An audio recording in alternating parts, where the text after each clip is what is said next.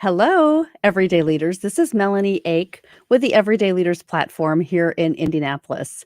And tonight I am really excited. I am bringing to you a new author, and his book is The Potential Trap. So I'm really excited to have him, to host him.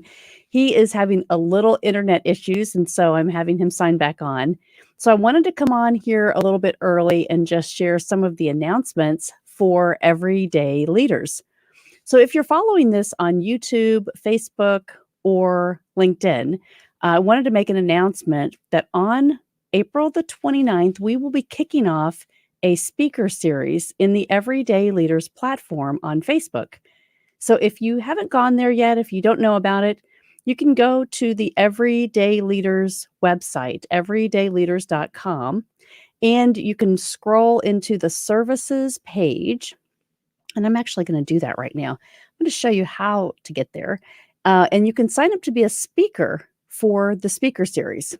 So the plan is that you can sign up. You can also register to attend these events. And we're going to have some phenomenal speakers that are going to help us with leadership values and principles. So let me get to this website here real quick. And I will show you where we're going here. So if you go on to the website, and hello, Mark, I see you. I'll be with you in just a second here, and we will get back on our program. So if you go to the Everyday Leaders site and you'd like to sign up to be a speaker, so here's the site itself. On the very first homepage, you can go to the services tab. All right, and down under the services tab, this is where you can find all of these different services. And you go back to the home tab and book a service right here, the very front page. And you see the Everyday Series Lunch and Learns. So this is where you can sign up for the Lunch and Learn, or you can sign up to be a speaker. So if you book that, they're on Thursdays starting April the 29th. And we will be hosting those for 1 hour lunch and learns, and you can sign up to be a part of that speaker series. So again, on the front page of the Everyday Leaders website is how you get to it. And then just go right down here to book a service. And you can go right here, either sign up for the event to attend. It'll be on a private Zoom link, or you can be a speaker. And those start Thursdays at 12 p.m. Eastern, starting on April the 29th. All right.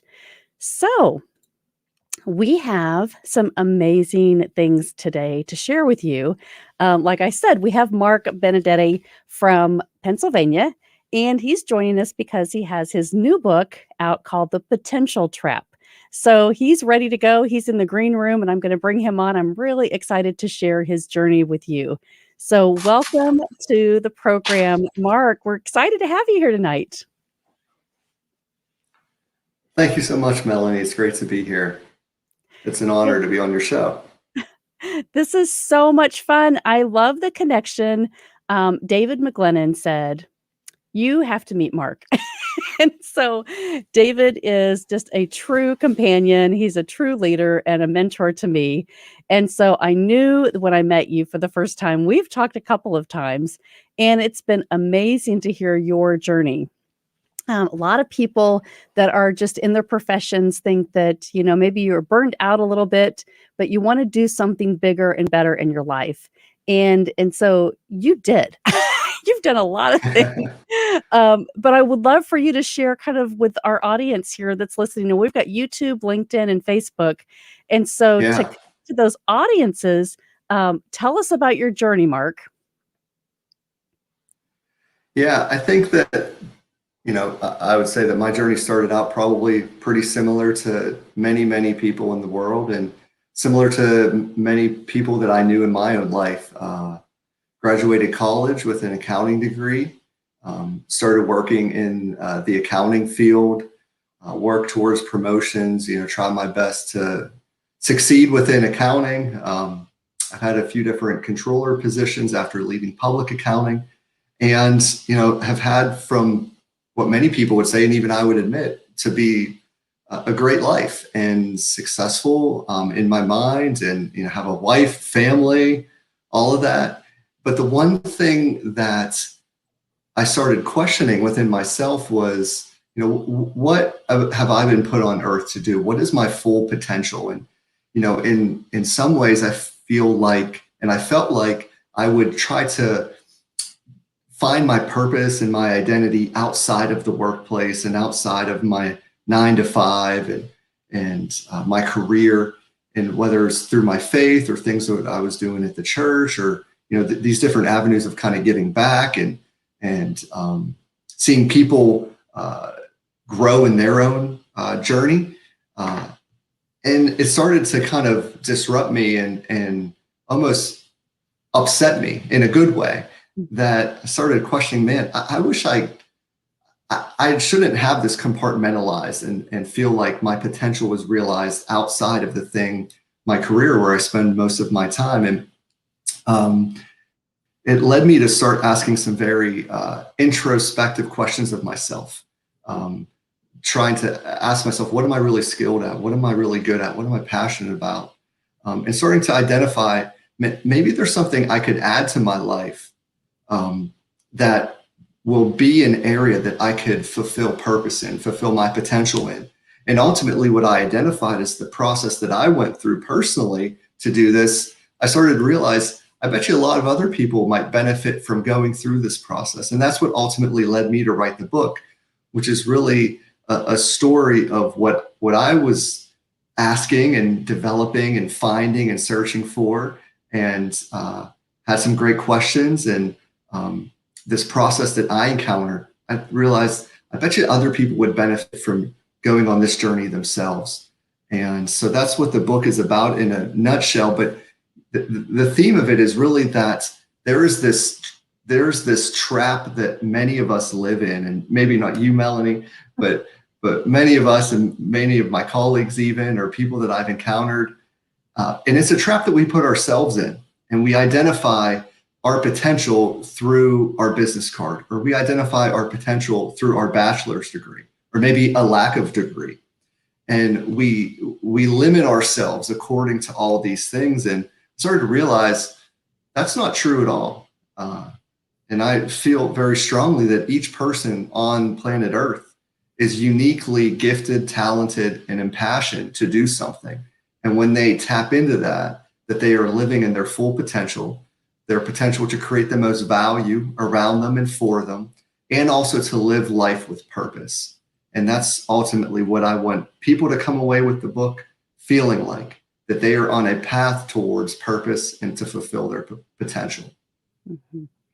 Well, and you just didn't come up with this overnight. Like, that's what I want people to really understand is, when you have a book inside of you, this has been something that has been on your mind for a long time, right? Questioning about where do you fit in and how much value Mm-hmm. can you bring to your community. And so when you're thinking and questioning all the time, like, I've done everything that I'm supposed to do. I've lived a good life. I've checked the boxes. I'm taking care of a family. We're good in our faith and our community. But Mm-hmm. what is there that's still just this missing part, right? And I think Mm-hmm. a lot of people define that, you're right, by, yes, I went and got this X degree, or I'm doing this X job, and I have a corner office, and we get to travel, and we do those things that everybody else is doing, yet there's still something that I think I could do Mm-hmm. more of. That's right. That's right. And, I read once that good is the enemy of great. And you can get lulled to sleep in good. And listen, that's good, right? I mean, it's not bad.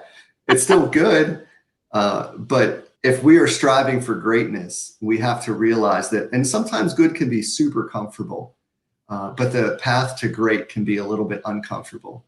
And be willing to do something that might be new, learn something you've never learned, invest in yourself in a way that might be challenging, long days, evenings, weekends. But the destination of great isn't one that I should ever feel greedy or like I'm not content. Because that's a thought that I challenge myself with. Like, am I just being greedy? Do I not have gratefulness? Do I lack contentment in my life? And a lot of times, you know, if we don't continue to challenge ourselves, we can identify, being lulled to sleep in good as just being content. And I do want to be content. I do want to be grateful, but I also want to achieve the things that I think that God has put me on this earth to do. And sometimes that means breaking out of the box of good. And so I very much associate with that and agree with that, Melanie. Well, and I love what you just said. It's so important, right? So many people right now are saying, okay, I'm dealing with COVID. I'm either going back to the same job or I've transitioned because I don't have that same job to go back to. So they have to create a new space. And you said the word gift. Gift is so important. When we have things that nobody else has, nobody shows up like we do in a certain way. That's what we're supposed to tap into. That's the potential that you're talking about. And sometimes That's right. we haven't been around the right people or the right job or the right position in the right job. Maybe we had a great job that we loved in a career, but we were in the wrong seat.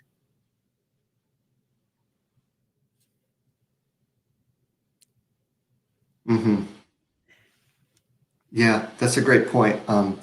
It's one thing if you're on the wrong bus, but I think sometimes maybe we're just in the wrong seat, on the right bus.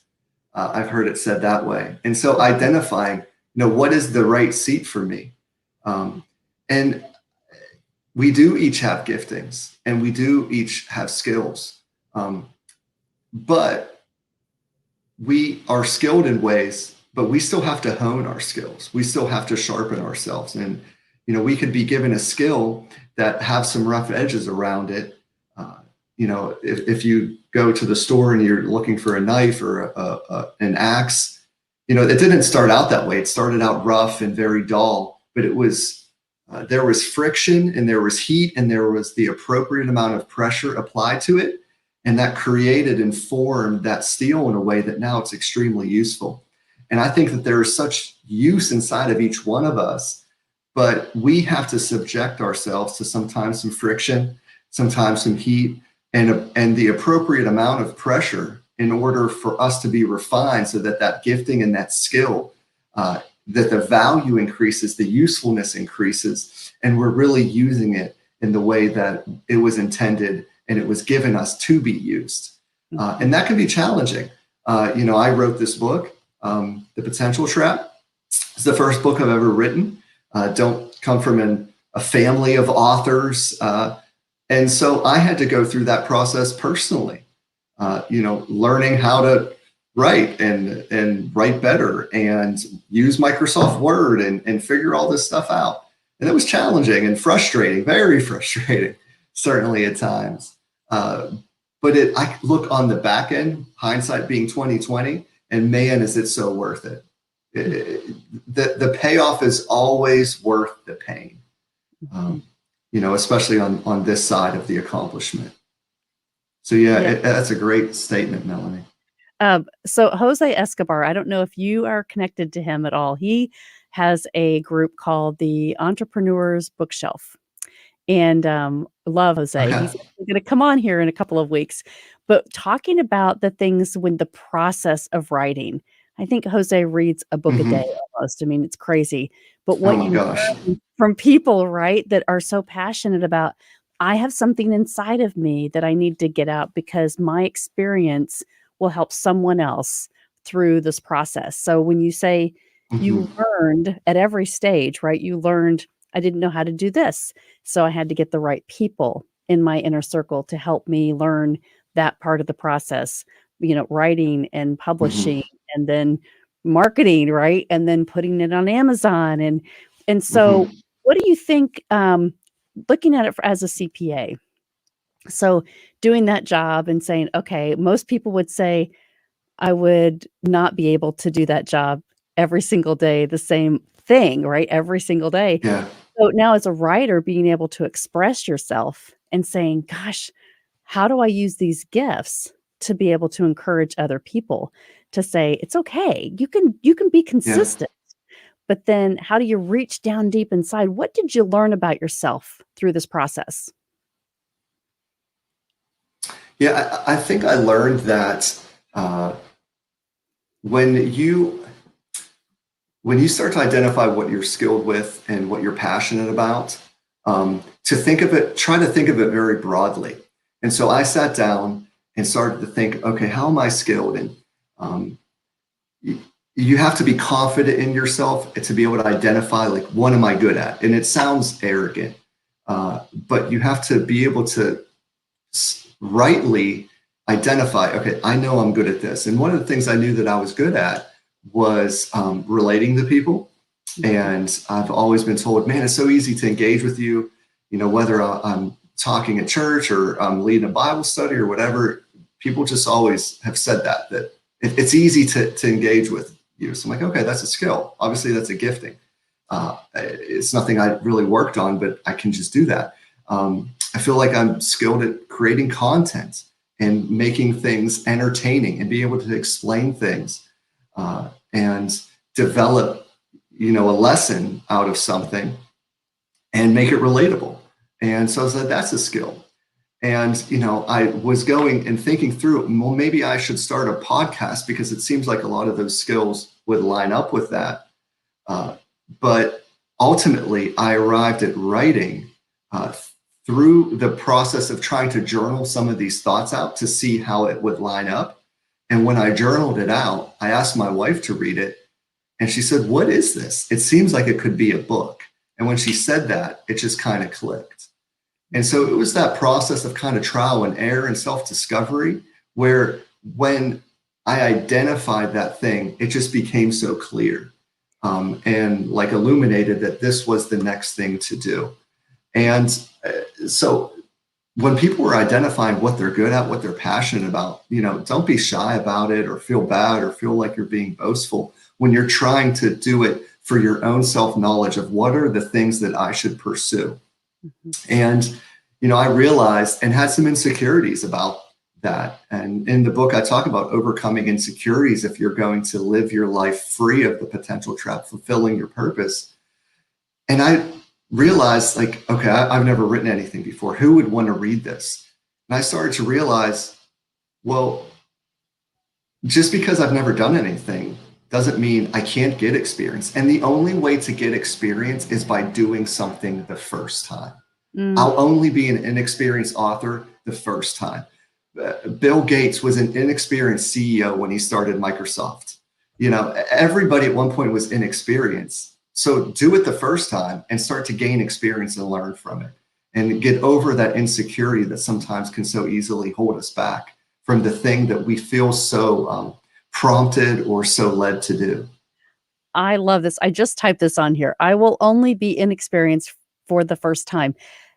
That's exactly right. And that's the fear that so many people say, well, somebody saw something in me in a job that I had at one time, but yet I don't have the resources. I don't have the money to learn what I Mm-hmm. need to learn to get what they see in me. And yet nobody really knows their path. You can't say, right? You can't say to yourself, I don't know how to do that. Therefore, I can't Mm-hmm. do it because you're Right. right. Inexperience means you need to learn. And then sometimes, this method of that I teach so much from all of my mentors is failing, right? You have to learn to fail Mm-hmm. and you have to keep that momentum, that trajectory of you're always failing. So you're always learning and you're always leveling up. And that attitude helps you say, okay, everything that I do today could be for the Yeah. first time. So give Yeah. yourself the grace, right? I Yeah. love that. Yeah. And failing forward is such a key concept that I think each one of us can learn from. I talk about in the book, in the conclusion, I'll give you a spoiler, but through researching for the book, I started to research the process of climbing Mount Everest. So I'm not sure if you're aware of what that is like for a potential climber. But in my own naivety, being naive about it, I thought that, I knew they just didn't climb straight to the top. I knew that it was a process, but I thought that you climb, then you kind of stay there for a few days, climb higher, and keep going until you get to the summit. But what I learned is there's 3 base camps, a base camp, and then camp 1, 2, 3, and then you go to the summit. And you start at the base camp, which takes a long time and many dollars to get there. Then you go to camp 1. But then when you're there for a few days, you don't go to camp 2, you come back down to the bottom of the mountain, to the base camp. Then you climb up to 1, camp 2, and then all the way back down to the start. And you do this back and forth, up and down, so that your body, it helps you acclimatize to the altitude. But the idea is they want you to be successful. And sometimes success is turning your back to the summit and walking down the mountain when you should be walking up. And I think so many people get tripped up in progress because they think progress has to be higher up the mountain, gaining altitude. When sometimes you need to take a step backwards for your own good, for your safety, so that you can be successful. Go down the mountain because it's not just progress forward, it's a process of up and down. And that, to me, when I learned that, I was like, wow, I can apply that to being an author, being a CPA, being a father, being an entrepreneur, all these things. That's right. Taking a step back, you're still in the process. You're still getting closer in total steps, even though you just went down. Wow. That's awesome. And I don't think I'll climb Mount Everest, though. But so many people, right? That is just no, me either. It's too cold. I know, it's too cold. Right? Oh my gosh. But here's the thing. Everything that we do, if we don't reflect, it's a great lesson of stop, take one step forward, and then you got to go backwards. Take one step backwards, 2 step forward. And then you really have to identify what your goal is. If it's something that's really true to you, sometimes when we reflect, we change and we say, I didn't really want to climb that mountain. I needed to be over here. Unless we step back, though, that's right. we don't have time to think about it. And so, wow, that's a great analogy for so many that, are struggling with what to do next. I am talking to so many people right now, Mark, that are a little lost, a little still fearful. Lots of businesses have closed. And so working with entrepreneurs and small business owners saying, it doesn't still feel like it's normal, or that I'm going to be able to do my marketing plan as I had projected for 2021. And so what a great lesson to say, keep going forward, but really taking that step back to kind of understand the landscape now and get your pulse on what's changed and really taking those assessments because there's a lot of stuff that's changed for everybody. Right. What I see, though, is a lot of collaboration in ways that people have never really thought about. Virtual trainings, virtual, meetings and things that people are now saying that's going to probably be 50 to 60% of what they do instead of 10%. And so I love this kind of coming together and rethinking about the opportunity of the potential that they have really to reach their goals. And that's what you're all about. This potential trap, like don't get stuck, right? Don't get stuck in that. Don't get stuck. Don't get stuck. Don't limit yourself. I had this revelation years ago of when I was really writing the book of, why is my limit my business card? And I was listening to Elon Musk being interviewed, and he talked about his limitations. And he said the only limitation in his life is the fact that we have 24 hours. It's like if I had more hours in the day, I could do exponentially more. And even he said, I don't even see, Tesla or SpaceX as a limitation on another company I might want to start. And I realized this concept, like we are only one slash away on our business card from expanding into something new. And that's all it takes. Mm-hmm. Like you just put a slash and like, yeah, I'm a CPA slash author slash entrepreneur slash this slash, like there is no limit. We put these limits on ourselves and we think that I have to live within this space. I have to create within this space, when really we should be thinking about and trying to identify, how can I personally create the most value to other people and for myself and my family? How can I create the most value? Because each one of us have a maximum value we can create. If we can tap into that and identify, this is the way that I could create the most value. We don't need to be worried about wealth and riches. If we can create value and double down in that area where we've been created to create value, then all that stuff will flow and it'll follow value. Think about the brands in our lives that everybody mostly likes. Like, I think of Chick-fil-A. They've created value, and the drive-through line is wrapped around the block, at least over in my neck of the woods. Like, they have something so valuable that all of these finances just flow after that. So we should pivot into the value creation mode of how can I create the most value? What have I been put on this earth to do that can create the most value? Mm-hmm. Absolutely. Now, I know I'm going to have to send this to one of my friends, Steve Gielda and Kevin Jones. They have a company called Ignite Selling. I'm giving them a little plug here, but they have a process called value creation. Right? I've used it for years and I love it because it is exactly that. If you don't understand your value, you have no idea how to communicate your message to your market. You don't know what is negotiable, what's non-negotiable. You don't really understand where to come from, right? And how to really sell that sizzle, if you will. But it's so true, because if we show up and we're not adding value and we just have this agenda, right? That doesn't serve anyone and it's not sustainable. It's not sustainable. And so I want to encourage people, if you guys haven't listened to the beginning of this podcast, go back. There's so much gold in here, because when we talk about potential, right, the potential is unknown. We don't know what those possibilities are until we step into it. And so that's a gift. Again, we've talked about this. This is a gift that we have. It's not written in stone. It's not what your parents have told you, or your best friend says, "Oh, I think you should do this," or your college administrator that says, "Well, I think you score well in these areas. Maybe you should try this." It's so much bigger. It's so much bigger. Yeah. And so I really want to encourage people, get your book, first of all, The Potential Trap. And I'm going to show everybody again, because here we go. You can get it on Amazon right now.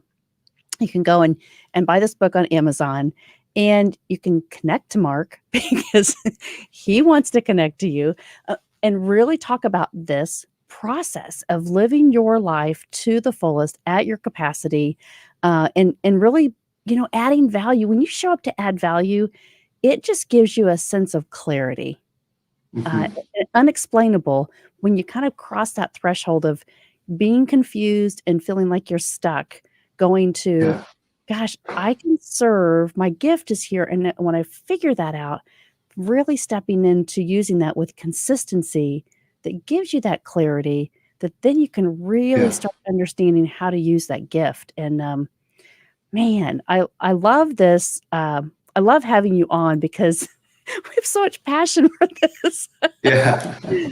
Well, thank you. It's been great. And, I realized a few years ago, and I asked myself this question, is where I'm at, 2 years ago before I started writing this book, in that place because of a decision I made when I was 18 years old to declare a major. And I started to think, I declared this major, then I graduated and I get a job, and then, you're trying to do the best within that. And it's kind of scary. Like, I've lived for half my life, and I'm 38 years old, but I'd lived half my life and never thought about this. Never sat back to think, I'm doing great. I'm so thankful for where I'm at. But when was the last time I sat down and thought about this as an adult? thinking through these very serious things. And it wasn't like a midlife crisis or anything like that. I'm not even at my midlife yet. But I think many people, we go from one thing to the next thing to the next thing. And it's like, how did I get here? And you don't even know. And so I think it's good sometimes to say time out, pause, and readdress, or maybe address for the first time, these questions of purpose in life. What is my full potential? I read an author, and he said that he toured the United States, and he asked a whole group of people across ages and across demographics, one question: what is the thing you are most afraid of in life? And I thought the answer would be spiders, public speaking, death, something along those lines. And he said the most common answer was to live a meaningless life and die with unutilized potential. I was like, wow, I got to write this book, because if I'm feeling this way, countless others are feeling this way. And if I can help one person feel like they are living their life with their intended, to the maximization of their intended purpose, then all those hours and the late nights and weekends writing and typing and learning, Amazon, publishing, it'll all be worth it. It'll all be worth it. And I'm stealing here what you put on Amazon, but these are the questions that I want you to think about here. If you're watching this, if you're just looking at this on YouTube later, or LinkedIn or Facebook, these are the questions that Mark wants you to think about. Have you ever wondered how you got where you are? Have you ever wondered if you have the potential to accomplish more? So you aren't alone, because everybody thinks this way. And if you're saying, yes, that makes sense to me, get this book. You won't be sorry, because thinking about it, having someone else be in your corner, to be that parallel mind, to say, I've been thinking about this a lot, and here are my thoughts. And so having someone on your journey sometimes is what you need, just to pull you through. Yeah, absolutely. Mark, you're awesome. Thank you so much for just sharing your heart tonight. I absolutely adore you. Oh, thank you so much. This has been a privilege and an honor, and thank you for lending your influence and your platform for my book. So I truly appreciate it. And, it's so encouraging to me. I think even as a first-time author, people said, like, what are your expectations? I said, to be honest with you, I don't have huge expectations. I'm going to try my best to get it out there, but it just kind of reinforces that when you're doing something that you feel like you're gifted and passionate to do, and you give it your best, it's not that it's always easy, but it seemingly is always worth it. And helping people, if you can attach helping others and seeing others fulfilled, or giving joy to other people, you'll find a way that it's fulfilling and meaningful and worth it. And, I truly appreciate you lending my voice to your platform. So thank you. Oh, you're welcome. So for those that are listening on the audio podcast after this, that haven't been able to see all the information, where can we find you, Mark? Yeah, you can find me on Instagram, Mark Benedetti, LinkedIn, same name there. And then on Amazon, if you just search Mark Benedetti, or you search The Potential Trap, Mark Benedetti, it'll come right to the top. It's a red cover book, says The Potential Trap, Mark Benedetti. You can't miss it. So you can find me either on social media, Facebook, LinkedIn, Instagram, or on Amazon there for the purchase. Fantastic. Well, Mark, thank you so much for your time tonight. Thank you for being an everyday leader. Thank you. This is what our platform is all about. People that are living their lives with success, and really raising the bar for all of us, so that we can all reach our potential. So thank you for everything that you do. Please come back and let us know how things are going on your journey. Anytime, you are always welcome. Oh, thank you so much. It's been my pleasure. Have a great night, Mark. Yeah, you too.